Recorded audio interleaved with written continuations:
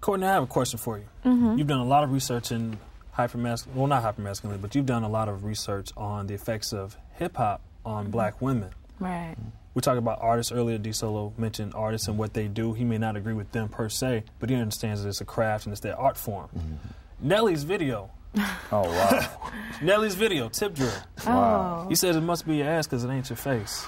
Yeah. That's deep. In your research, when a woman's challenged with these type of lyrics, how do they respond? Well, I mean, to be quite honest, I haven't asked people what they thought about Tip Drill. Now, as a person who does do research on gender and thinking about the power of images in the media on our lives and on our communities and how we think about the world, I think I can try to speak to that. Right. I think that, when we think about these images in hip-hop and we think about, a phrase like that, the way that, how Nelly was able to come out, nobody really had much to say about that video. In fact, it was at one point one of the highest circulated videos on BET during their program, BET Uncut. Mm-hmm. I think that speaks a lot to a number of issues that we have to think about when we talk about hip-hop. And I think this could even speak to the issue of hypermasculinity, is that these images have a very long history in the United States, right? Mm-hmm. They have a very long history in our communities. And so the question is not to think about just what women think of them, but the power that they have in our society. Why do these images circulate and have the kind of power that they do? And how is it that they can go unchallenged for so long and be seen as normal? Those representations of black women in the media are seen as normal. Black women as super freaks, black women as nasty, black women as easy, right? There's a scene in that video where Nelly slides a credit card down a black woman's behind. The connection between sex and money and power and the idea that black women's bodies are always available is deeply rooted in American culture, and because of that, it's so prevalent in hip-hop, right? Hip-hop is a reflection of the society that produces it. So, like I say, I think we always need to think about it in that way. Yeah. So you would definitely say there's a correlation then between some of the images that we're seeing, some of the lyrics that we're hearing, and how women are treated in society. Oh, absolutely. I mean, the women's, the idea of sexism and women's oppression, I think, functions on lots of different levels. It functions on the levels of discourse, how we talk about women, how we talk about our relationships within our communities. It functions on the level of images. It functions on the level of lived experience, right? Yeah. Black women are significantly more likely to be the victims of sexual violence relative to white women and even Latinas. The only other women who have higher rates of sexual violence in their communities are Native women living on reservations. So, we have to think about the political. These images aren't just about entertainment. They aren't just about having a good time, but they do have power, and they do have real consequences for how we live our lives. Let me ask you all this question. How many of you guys have a brother or sister, siblings in your household that you grew up with? Oh. In my house now? No, when you growing up. No, I'm just you have any sisters? Yes. I have a baby sister. Well, she's grown now, but she's still my baby sister. Yeah. Do you? Yeah. Okay. I had a sister that was killed by her fiance who shot her in the head, and lived the violent aspect of this. And so, when we talk about this stuff is is real, very real. It was 3 or 4 years ago she was violently shot, and my mother found her on the porch. So, all of this stuff is truly connected to, the atmosphere that is created whereby, these type of things happen, So you said there's a connection. Yeah, there's a connection. My question would then be, and I'm going to pose this to you, D.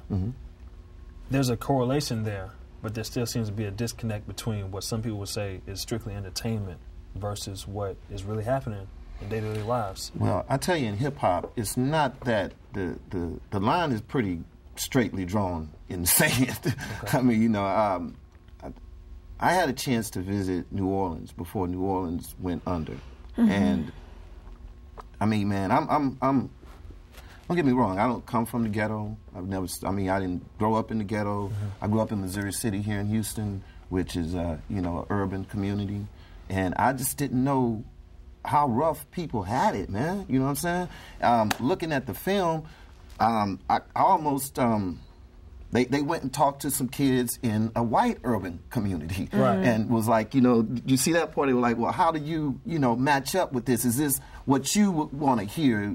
How do you feel this music? They were like, well, it's they basically like the beat, but, they really couldn't get to what really happens in the hood. Right. People get shot at every day. People, you know, the drive-by shootings and, you know, the coming up. I mean, these kids are really talking about what's going on. It's reality. It's reality, yeah. you know. So I told everybody, you know, if you want to, if you have a teenager and you really want to know about what is going on, go in his room. Absolutely. Be nosy. I have a Yeah. teenage daughter.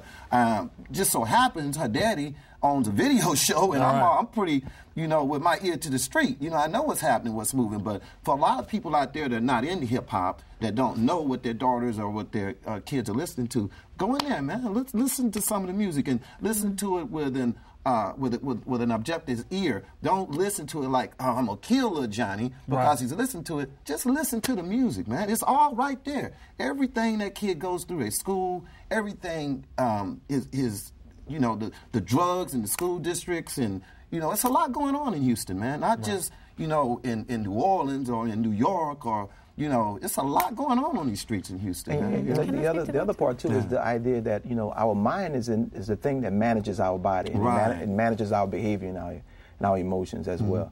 And what we are feeding our mind on a regular basis. What they see. Right. Yeah. The images that they see and the messages that in the music also lead to behavior, lead to actions. Courtney, let me get you in here.